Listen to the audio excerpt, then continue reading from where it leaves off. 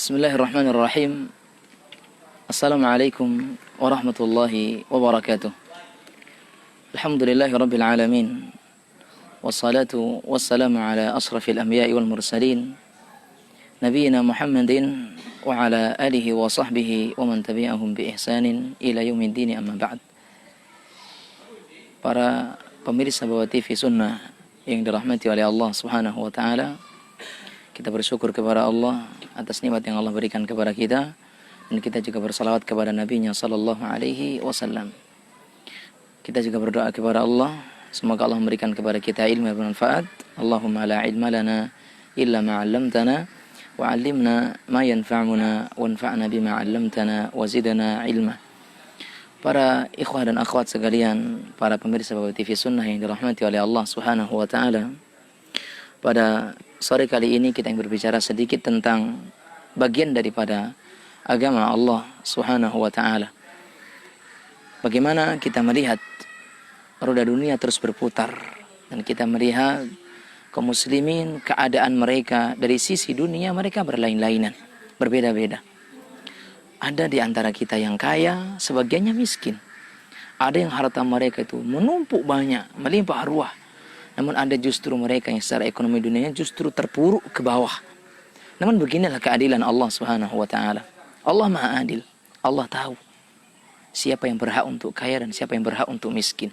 Dan yang perlu kita ketahui di sini, tatkala Allah menentukan seseorang itu kaya, tatkala Allah menentukan satu miskin, yang satu kaya, yang satu memiliki harta yang melimpah, sedangkan yang satu hartanya terbatas, jatuh ke bawah secara ekonomi dunianya, maka di sini Allah tahu bahwasanya yang satu ini dia lebih baik kaya, karena bisa jadi ketika dia miskin dia akan jatuh kepada kekufuran.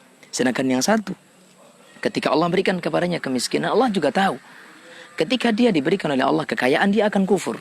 Sebagaimana dalam sebuah hadis qudsi yang maknanya sahih, bagaimana Allah Subhanahu wa taala mengatakan, "Inna min ibadi man la yasluhu imanuhu illa bil ghina walau afqartuhu lakafar."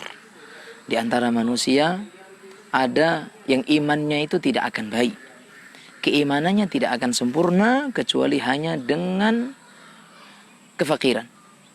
Atau sebaliknya, jika seandainya aku berikan kepadanya kefakiran atau kekayaan, maka niscaya imannya akan rusak atau bahkan dia akan kufur. Inna min ibadi man la yasluhu imanuhu illa bil ghina walau afqartuhu lakafar. Seseorang itu ada yang keimanannya hanya akan baik ketika Allah berikan kepadanya kefakiran atau kekayaan. Ketika Allah fakirkan dia, Allah miskinkan dia, maka dia akan jatuh kepada kekufuran, lupa dengan Allah, lupa dengan syariat Allah. Dan di antara mereka ada yang man la yasluhu imanuhu illa bil faqri, yang imannya itu hanya akan baik, imannya akan benar, imannya akan jujur dengan kemiskinan. Walau agnaituhu lakafar, dan jika seandainya aku kayakan dia, aku berikan kepadanya kekayaan, niscaya dia akan kufur dari syariat Allah Subhanahu wa taala. Subhanallah. Inilah keadilan Allah yang Allah berikan kepada hambanya. Bagaimana seseorang dengan kekayaan dia harusnya taat kepada Allah Subhanahu wa taala, dengan kemiskinannya dia juga tetap taat kepada Allah Subhanahu wa taala. Makanya kekayaan dan kemiskinan tidak akan menjamin akan kemuliaan seseorang. Makanya memang sekali lagi jamaah sekalian, para pemirsa Bapak TV Sunnah yang dirahmati oleh Allah Subhanahu wa taala, kaya dan miskin ketentuan Allah, pilihan Allah Subhanahu wa taala. Karena kaya itu tidak mutlak karena usaha. Kemiskinan juga tidak mutlak karena usaha. Karena kalau seandainya rizki atau kekayaan itu bermodalkan mutlak karena usaha, maka harusnya para tukang bangunan mereka lebih kaya dibandingkan dengan orang-orang yang mereka sekedar duduk di kantor, nunggu pena berjalan, mereka akan mendapatkan rizki. Maka tentunya hal ini tidak sama. Tapi kita lihat para pemulung, orang-orang yang sejak pagi sampai malam mereka mengais, bersusah payah, banting tulang, memeras keringat mencari rizki.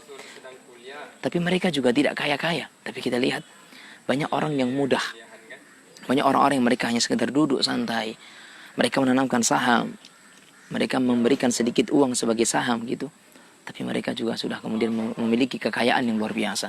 Maka di sini satu pesan yang kita ingatkan, bahwa kekayaan tidak menjadi patokan mutlak bahwasanya dia adalah orang yang berusaha, Dan kemiskinan juga tidak menjadi patokan mutlak bahwasanya usahanya kurang. Namun kekayaan dan kemiskinan mutlak pilihan dari Allah Subhanahu wa taala. Namun dengan ini juga tidak kemudian seseorang melalaikan usaha. Karena usaha itu merupakan ikhtiar seorang hamba untuk mendapatkan rizki Allah Subhanahu wa taala. Dan Allah juga tahu. Allah juga tidak akan mungkin kemudian menyia-nyiakan usaha seseorang. Maka di sini kita pesankan bahwa berusahalah untuk mencari rizki Allah Subhanahu wa taala dan bertawakallah dari balik usaha tersebut, karena sesungguhnya seekor burung saja yang mereka keluar dari rumahnya, dari sarangnya di waktu pagi, memasrahkan diri mereka, usaha mereka kepada Allah, bertawakal kepada Allah, Allah berikan kepada mereka rizkinya. Bahkan ketika mereka kembali ke sarangnya, mereka dalam keadaan perut mereka telah kenyang. Bagaimana Nabi kita sallallahu alaihi wasallam mengatakan, "Lau annakum tatawakkaluna 'ala Allahi haqqa tawakkuli, la razaqakum kama yarzuqut tayra taghnu khimasan wa taruhu bitana."